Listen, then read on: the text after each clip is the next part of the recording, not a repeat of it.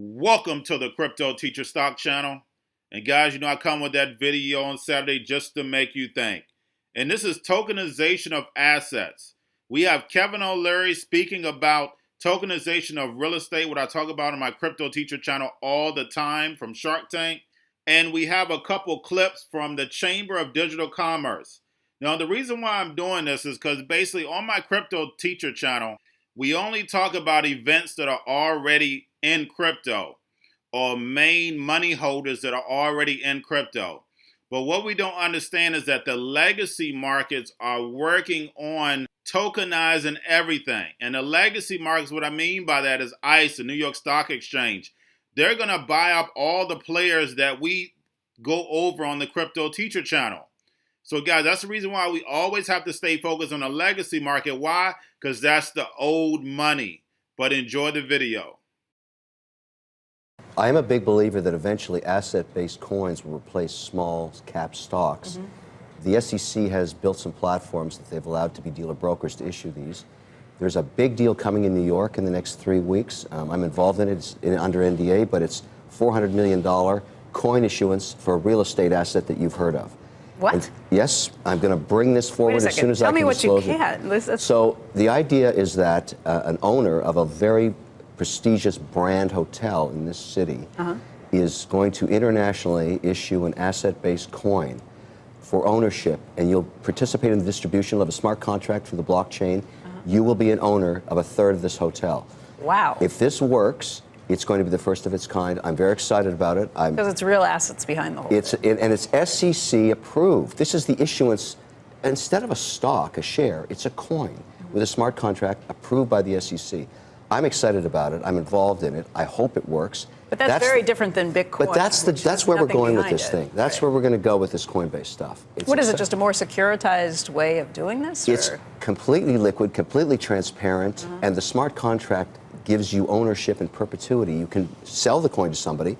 The blockchain smart contract discloses But this really puts on its head the notion of going public. I mean, instead of going public on the New York Stock Exchange, you're here at the NASDAQ, for instance, you could do this, right? Cut out the investment bankers potentially or limit their fees. I'm in glee over And you're this. giving investors assets as opposed to an ICO, initial coin offering, in which there may not be anything there. It's more like a donation to the company. Sure, and the issuer is thinking instead of paying 5 to 7% commission, they may get millions of people buying $20 or $50 worth of this asset. So the cost of the issuance is very low, if it works. Yeah. So, I'm excited, but let's wait and see. If it works, you're going to see tremors across Wall Street, because that's going to disrupt. It's 400 million. Here. It's a big number. It's enough to. That's not a huge number on Wall Street, but it's enough to say this works. Can we book you right now? I will come back, and I will be. I just, I wish I'm really excited about it. I've been working on it now for 2 months. Yeah. And well, the details that you've given us right now are already exciting enough. They're exciting, and I think there's a lot of others looking at this. The key is to go to the regulator and say, I want to work with you. I don't want to tear the world apart. I want to be regulated. I want to do this by the rules. I've done so many of these crypto conferences where people are, anarchists. I want to destroy government and all that stuff. I don't want to destroy any government. I want to make money. How much money is this going to raise? It'll be the issuance. The market cap's 400 million. So it's going to be one of the biggest. It will be the biggest initial offerings to date. If it works. Yeah. And you said that it's SEC approved. SEC approved. I mean, the difference is that the SECs are against ICOs, which don't have assets behind it, but because this is securitized, and there's a prospectus. They are Melissa. behind it. Yeah, exactly. As long as you have the marketing materials, just like any other offering. All online with a smart contract and ownership to an asset-based coin. I'm very excited. Hey there, thanks for checking out CNBC on YouTube. Be sure to subscribe to stay up to date on all of the day's biggest stories. You can also click on any of the videos around me to watch the latest from CNBC. Thanks for watching. It's really a retail market, and when we talk later about it, we're going to talk about what that means and where we go from here. But as a guy who spent a fair amount of time amongst traders in Chicago, where we are inherently contrarian, it gives me kind of a great delight to look and say, everything that people have said about investing for millennials is wrong. That, in fact, they're not just going to sit back and put money in their various ETFs and indexing, but rather they're really interested in stuff that has a story, in stuff that has the potential to really do things, they're interested in transparency in the marketplace.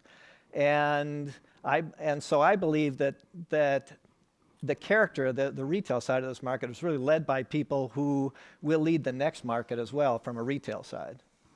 Paul.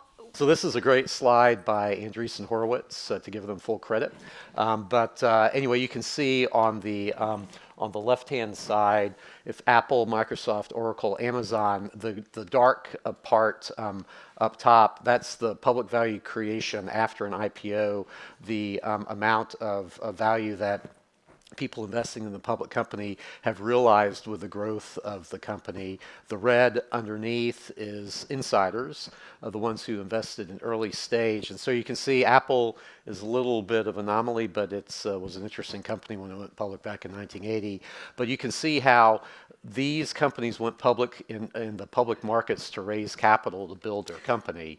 And then look on the right-hand side, you can barely see the public value creation, and most of the value through going public accrued to the early stage and insiders. So that itself tells you that the current marketplace has morphed from a capital raising type of perspective to basically a liquidity event to help cash out the early stage investors. You need that in order to attract private equity, venture capital. You have to have liquidity events in some way, sometime, but it just shows you how the marketplace itself has changed. So anyway, so that I think sets the stage at least for the opportunity in the future, notwithstanding that some of the early ICOs, I hate that term anyway because it's a deliberate play, obviously with initial public offering. I think it got the whole marketplace off on the wrong foot with respect to the SEC and everything else. Wonderful. Joel looks good in orange, but it watches me out, right?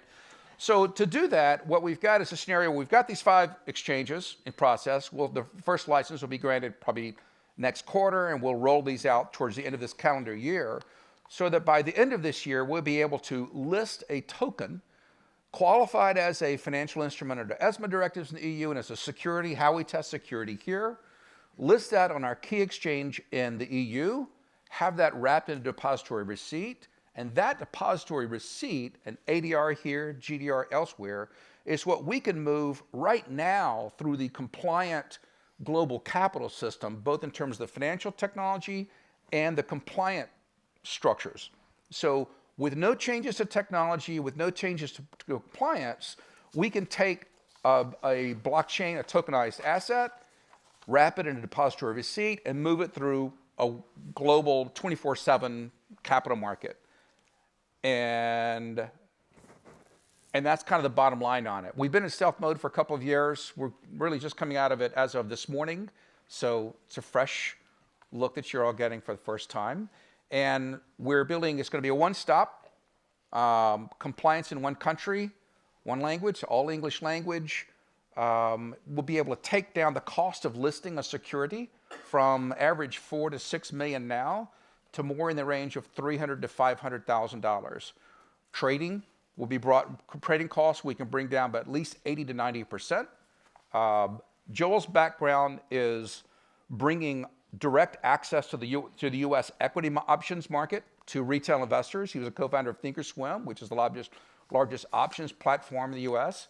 My background was founder of BondPoint, which we brought direct market access to individual investors to the U.S. bond market. And this is the newest asset class. We want to bring direct market access in a compliant way through existing brokerage structures to the entire asset base of crypto. And that leaves us about 6 minutes, unless you guys had any comments. Got a couple songs? No songs. No, so I didn't want to break his concentration there, so I just let him go ahead. Please. No, go ahead. Did you guys have any questions for the panel? Wonderful. Yes. In your discussion of the ICO market, sometimes people talk about it, and it's as if grandmothers are cashing in 401ks and bringing cash to the market. My mental impression is that's not the case. That a lot of the investment is from other coin, and maybe it's people who are trying to diversify across the asset class. Can you comment on that? I mean, do we need protection in that area? Is that what's happening? What percent is actually dollars going in versus other coins?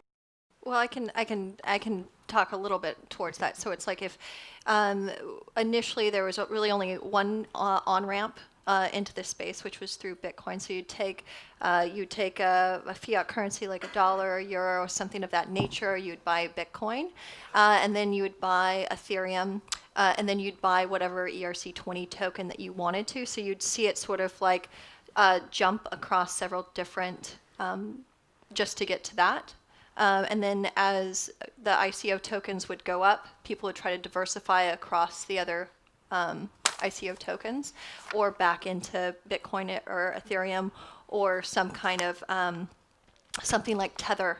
Yeah, does that answer your question around? Hold the audience Yep. also. So your hypothesis is 100% started in dollars and bought Bitcoin and moved to something else? No, you also have other mechanisms of getting Fiat. Bitcoin. So you could have mined it. So you would have had miners that would have bought capital equipment and bought electricity. So that would have been paid for in some form of fiat. And then, unless they're a nation state, and then they would have bought the tokens with that. But typically, they're pulling it back into fiat. But to your point, I think your point is, I think it's right. Net, it did not do anywhere near as much damage as it looks like when you look at, well, it went from 20,000 to 3,000, or the ICOs blew up, or whatever. If you think of Enron as a quantitative unit of financial fraud, we're talking about 2 or 3 Enrons, right? Net altogether. NIP, which is, I think, is a lot of the reasons that regulators felt comfortable stepping back and letting it kind of evolve and build out on its own, is it had capacity for great damage, but it didn't actually do the type of financial devastation that a lot of market bubbles bursting usually do, where the mortgage bond market or the real estate market in 2008, or the asset bubbles from the internet stocks in 99, 2000, 2001.